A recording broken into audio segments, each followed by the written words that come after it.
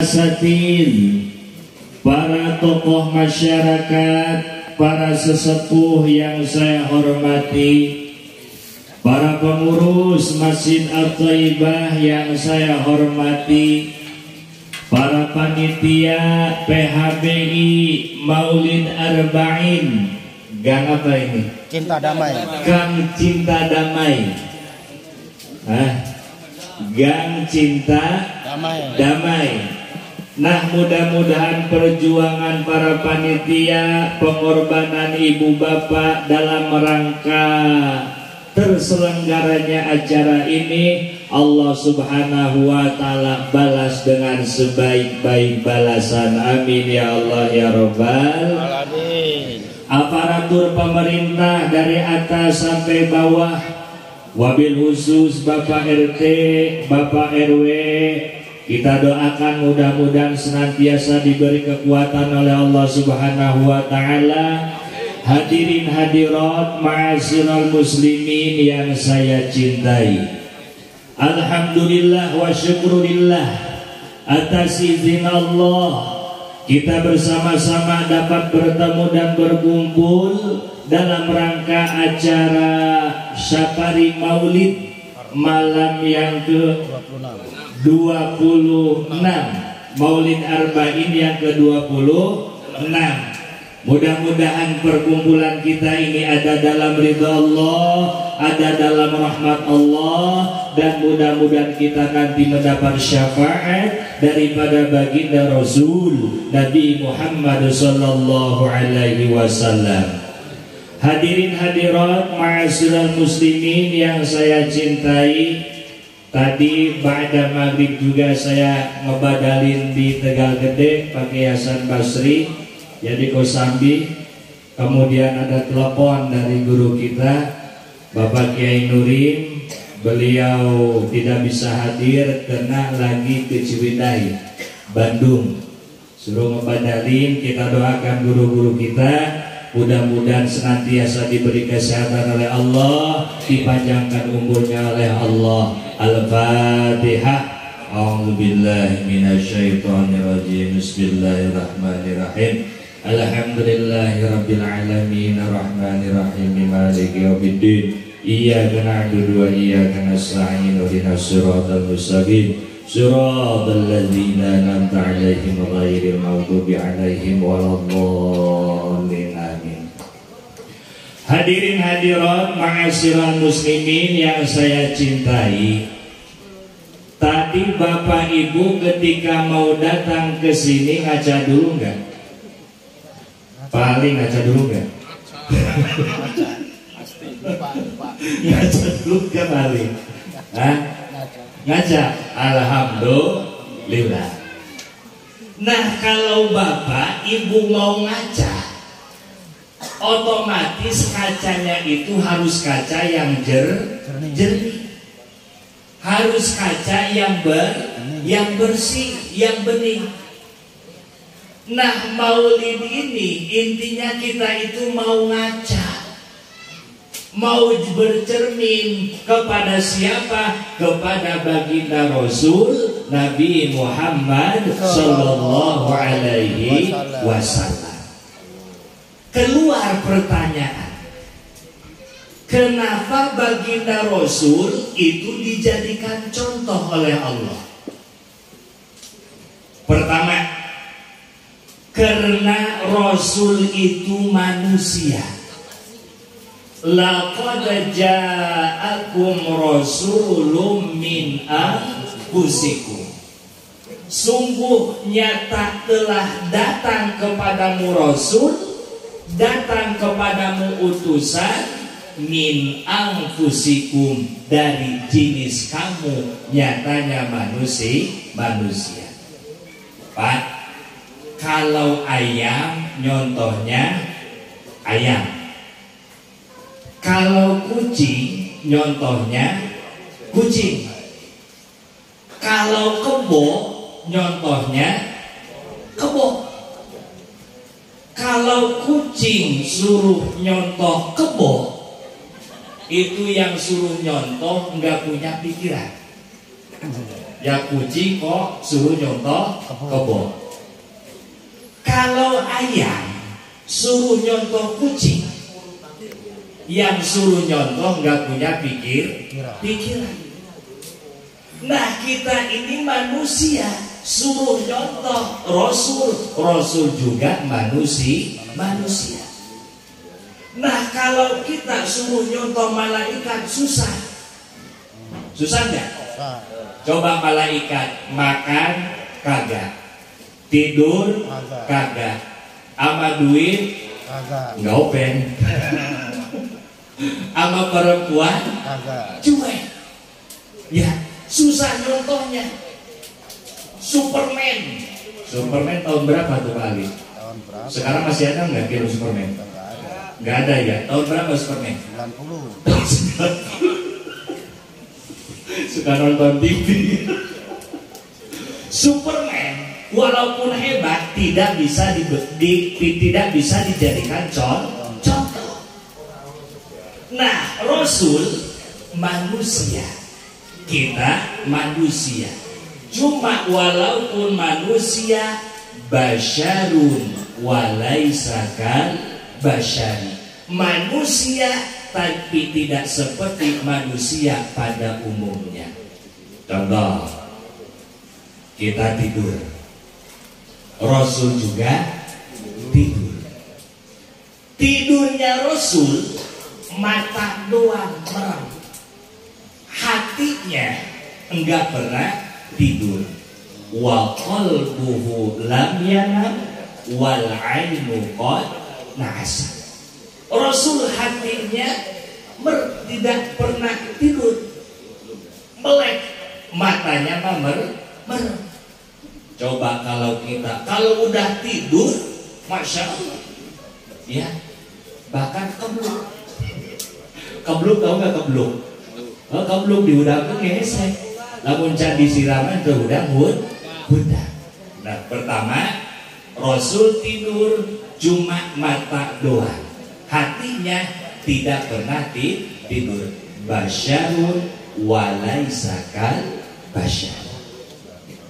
Contoh, Rasul keringetan, kita juga keringetan. Keringetnya Rasul wangi, harum, minyak kasturi. Kalau keringet paling bosok.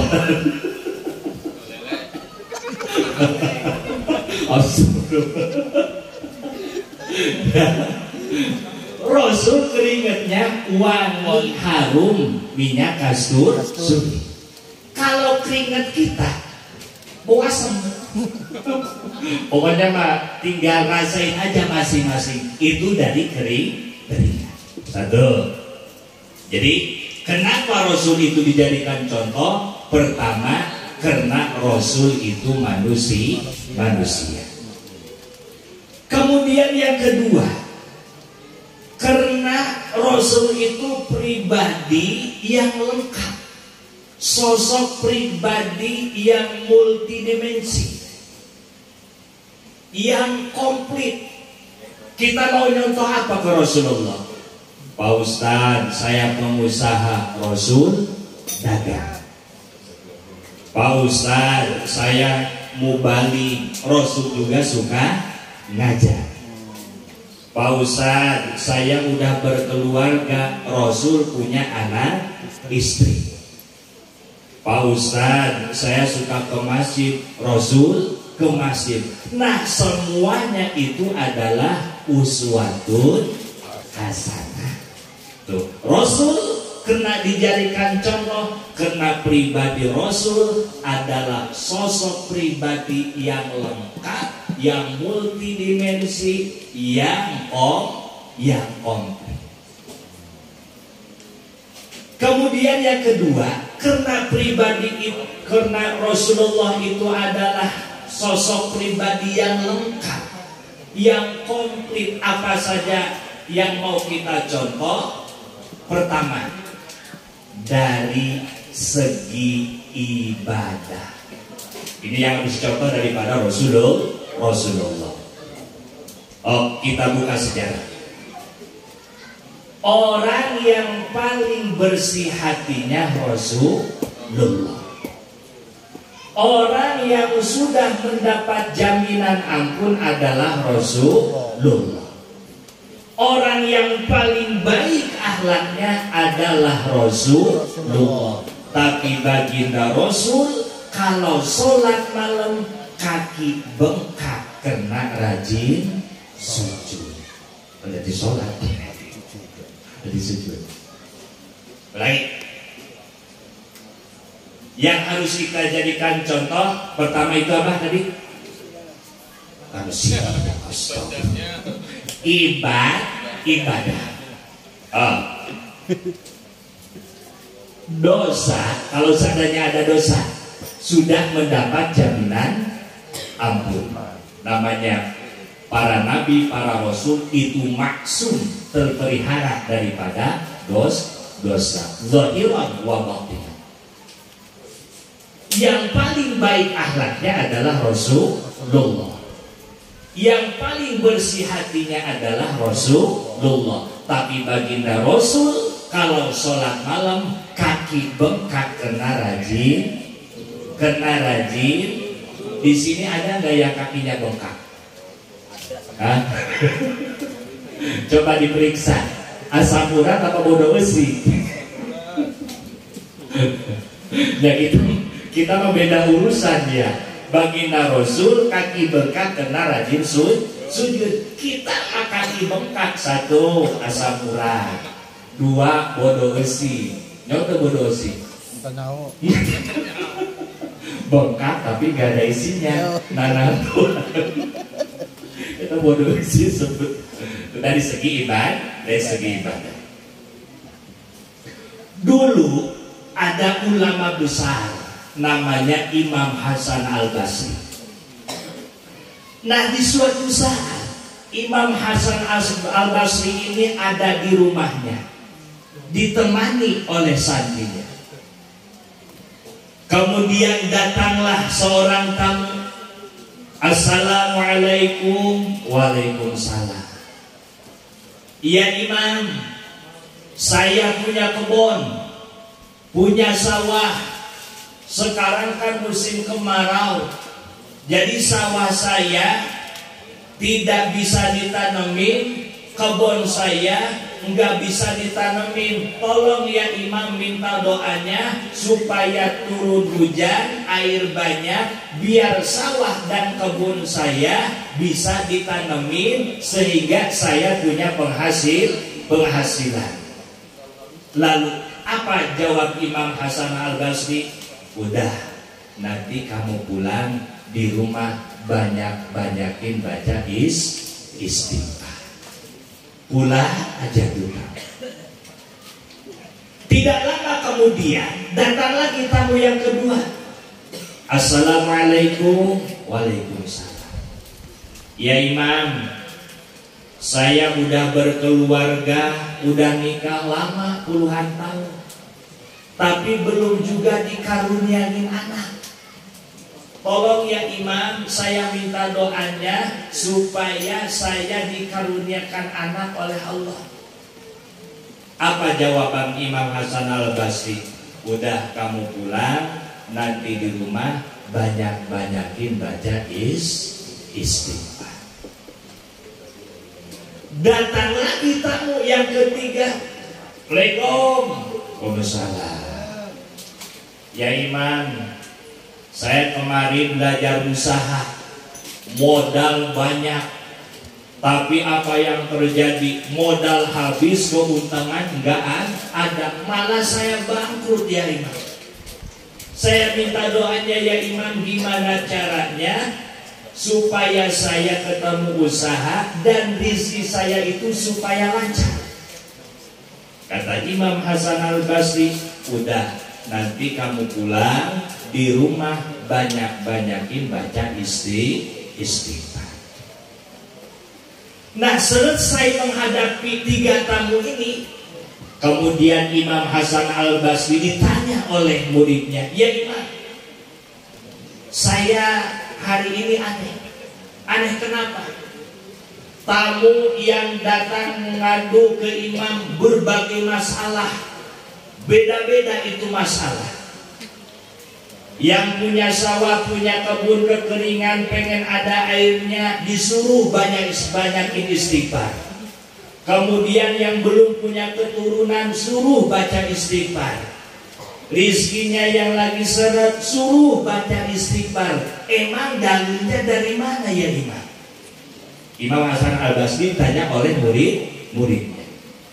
Kemudian Imam Hasan Al-Basri menjawab, wahai muridku, afala taqra kitab Allah. Emangnya kamu gak baca Quran? Qala bala. Muridnya menjawab, iya ya imam, saya juga suka baca Al-Quran. Kemudian Imam Hasan Al-Basri membacakan ayat daripada Al-Quran.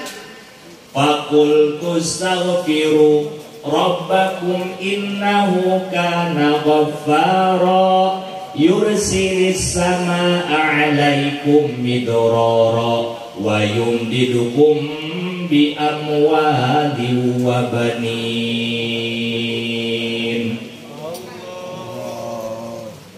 Allah, ulangi omongnya biar semangat tuh, ada hujan nih.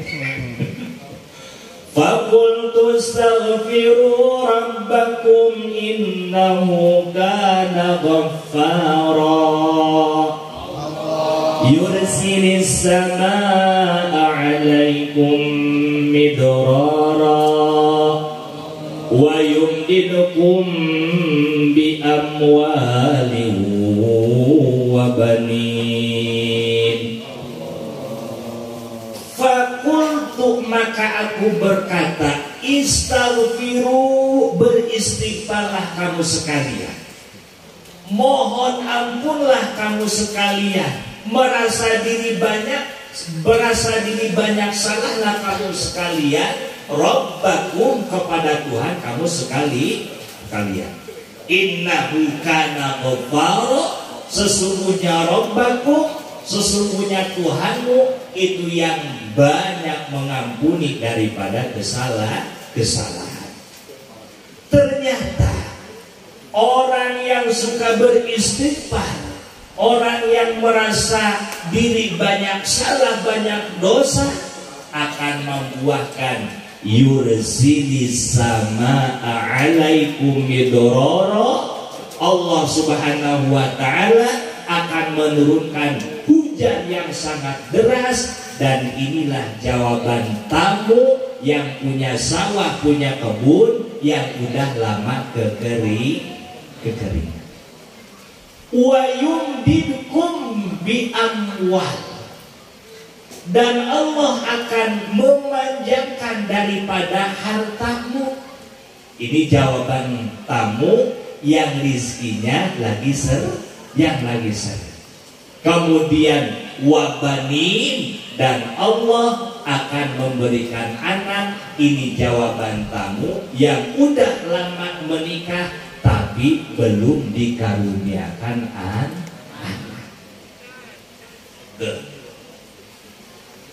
Nah, wa yumdidkum bi amwal, Allah Subhanahu wa ta'ala akan memanjangkan daripada hartamu, daripada rizkimu. Saya mau tanya, rizki mending banyak apa pengen luas?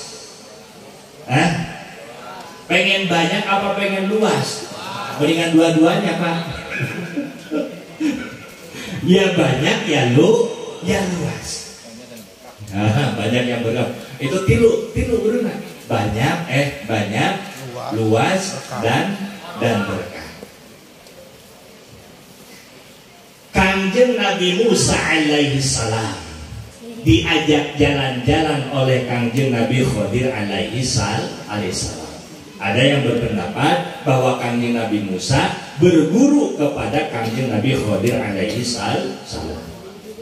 Kata Kanjeng Nabi Khidir, boleh kamu ikut saya, tapi ketika saya mengerjakan sesuatu, kamu jangan banyak tanya. Kalau kamu banyak tanya, tidak bisa mengikuti aturan, nanti kita berpisah. Oke, sepakat. Kemudian Kangjeng Nabi Musa diajak jalan-jalan oleh Kangjeng Nabi Ibrahim, Kangjeng Nabi Khadir alaihi salam. Ada perahu milik orang fakir di pesisir laut, dibocorin aja oleh Kangjeng Nabi Khadir alaihi salam. Ditanya oleh Kangjeng Nabi Musa, ya Nabi Allah Khadir, kenapa engkau perahu milik orang fakir dibocorin?